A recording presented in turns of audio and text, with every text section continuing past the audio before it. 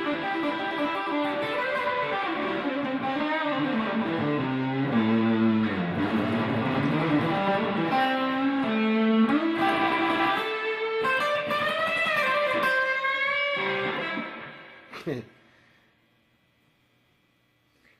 right, welcome back. In our last installment of Guitar Styles, we're going to be talking about hard rock and heavy metal.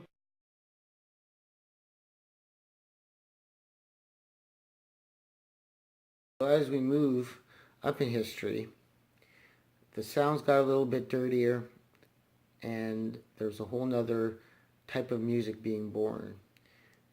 Playing got a little bit faster, but still there was a lot of feeling in the guitar playing that they were performing. So as we got a little bit later, it started getting the music started getting a little bit more complicated, getting a little bit of psychedelia, a little Pink Floyd, and they started experimenting with even different scales. So as you started getting into the 80s and into the 90s, it wasn't strictly pentatonics anymore. It wasn't strictly the blues. You still had touches of it in there, and still a lot of guitar players would revert back because it's the way you get your feeling. But there was a lot of other scales being added.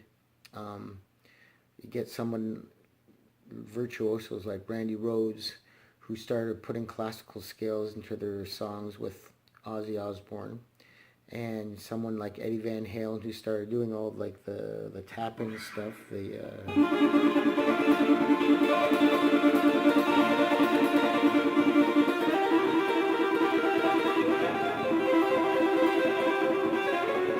all that kind of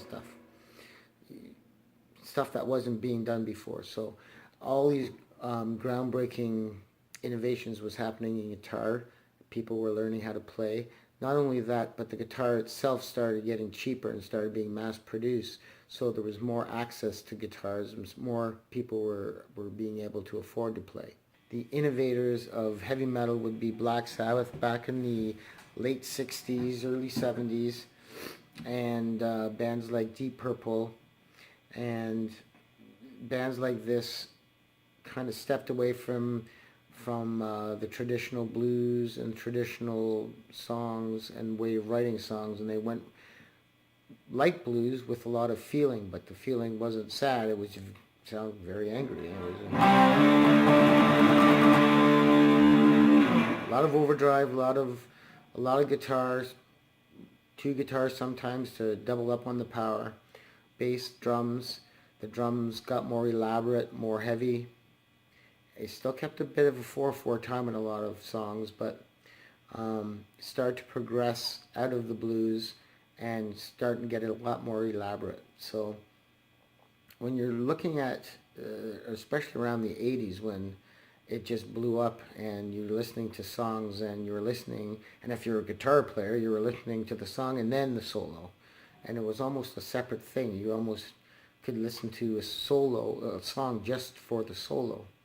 And the intricacy in how people started playing and shredding started becoming popular, and just really fast guitar playing. Yngwie Malmsteen, who uses all classical but at supersonic speeds.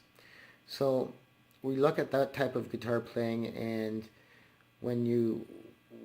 if you really like that type of guitar playing and you have that feeling within you, still start with the blues, because you still got to get feeling in. Even as fast as you're going and as hard as you're going, you still need feeling in your guitar playing.